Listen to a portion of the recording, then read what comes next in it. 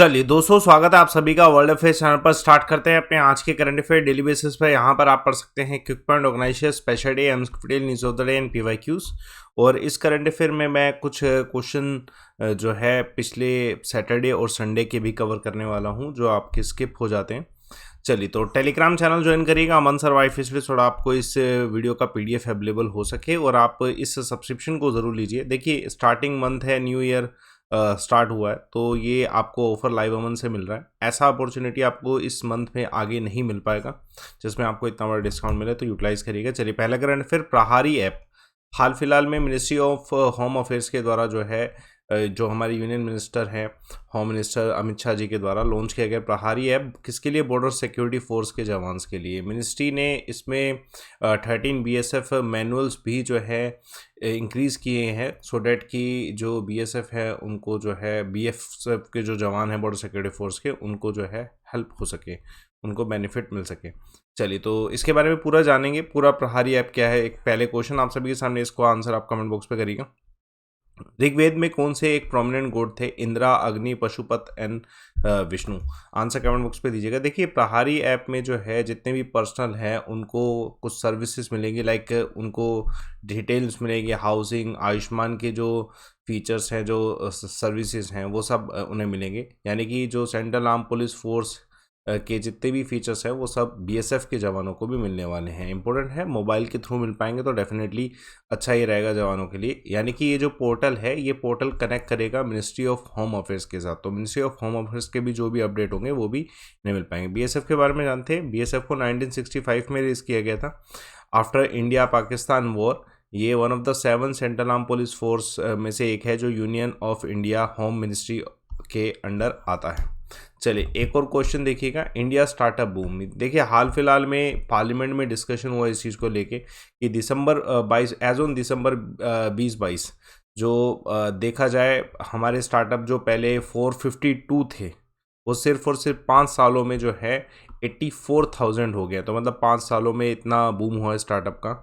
उसके कुछ कारण रहे, जैसे कि स्टार्टअप्स को क्लाउड सोर्स मिलना। क्लाउड सोर्स है जिसमें स्टार्टअप्स जो हैं डाटा स्टोरेज कर सकते हैं, इंटरनेट पे जो है अपने सर्विसेज दे सकते हैं, है ना, और कुछ रिसर्च भी कर सकते हैं। इसके बारे में जानेंगे कैसे अमेजोन वेब सीरीज़ जो है AWS के द्वारा ये किया गया है, और गवर्नमेंट ऑफ इंडिया ने इसमें हेल्प भी किया। मतलब गवर्नमेंट, नीति आयोग का और AWS का भी टाई अप भी इसको लेके हुआ था।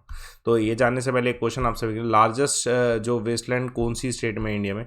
तो आंसर कमेंट बॉक्स पे दीजिएगा। चलिए, तो ये उदाहरण लेते हैं अमेजोन वेब सीरीज़ का, जो कि इंडिया का लार्जेस्ट प्रोवाइडर है क्लाउड बेस्ड सर्विसेज का, जिसमें स्टार्टअप्स को क्रेडिट भी दिए जाते हैं। अमेजोन ही वो क्रेडिट दे रहा, और साथ के साथ कंप्यूटिंग, स्टोरेज और hosting services free of cost दे रहा है। इसके लिए नीति आयोग के साथ इनका टाई अप हुआ था।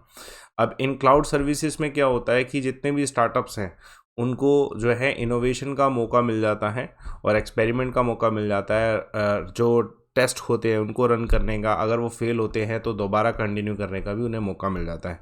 मतलब एक पर्टिकुलर एरिया स्पेस नहीं चाहिए, जिससे जो स्टार्टअप के लिए एक बड़ी कॉस्ट होती है। एग्जाम्पल, AWS के अंदर हेल्थीफाई मी नाम का एक जो स्टार्टअप है, जिसने एक वैक्सीनेट मी नाम की एक ऐप भी लॉन्च करी है, जो एक अच्छी ऐप है। उसके अलावा AWS ने आयुष्मान भारत डिजिटल मिशन को भी जो है और बूम अप किया है। चलिए, एक करंट अफेयर आप सभी के सामने, इंडिया एडेड जो मैंगदेचू हाइड्रो पावर प्रोजेक्ट है, ये हैंड ओवर किया गया है ड्रग ग्रीन पावर कॉर्प्स को। ये कौन से देश का है? तो आंसर है भूटान। देखिए, हाल फिलहाल में जो है एक मीटिंग हुई थी जिसमें हमारे भारत के जो है इकोनॉमिक अफेयर मिनिस्टर थे और भूटान के भी इकोनॉमिक अफेयर मिनिस्टर थे।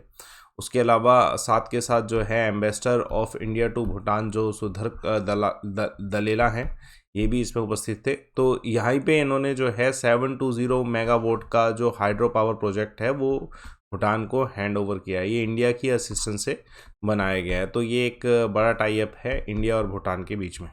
उसके अलावा एक करंट अफेयर आप सभी के सामने, एविएशन पैसेंजर चार्टर जो है, जो कि पैसेंजर्स को हेल्प करेगा उनके राइट को जाने के लिए, वो किस देश ने लॉन्च किया है? तो यूके ने लॉन्च किया है। उसके अलावा कौन सी कंट्री है जिसकी एम्बेसी ने स्टार्ट किया है एक प्रोग्राम सरस, जो कि भारत में मेंस्ट्रुअल जो हेल्थ है महिलाओं के लिए जो है स्टार्ट किया गया गाजियाबाद से? तो इजराइल की एम्बेसी ने। एक और करंट अफेयर देखिए, हाल फिलहाल में चीफ एग्जीक्यूटिव ऑफिसर कौन बने हैं FSI के, तो हाल फिलहाल में जी कमलावर्धन राव जो हैं ये बने हैं, G Kamalavardhan Rao chief executive officer food and standard authority of India, जिसके हेडक्वार्टर दिल्ली में है।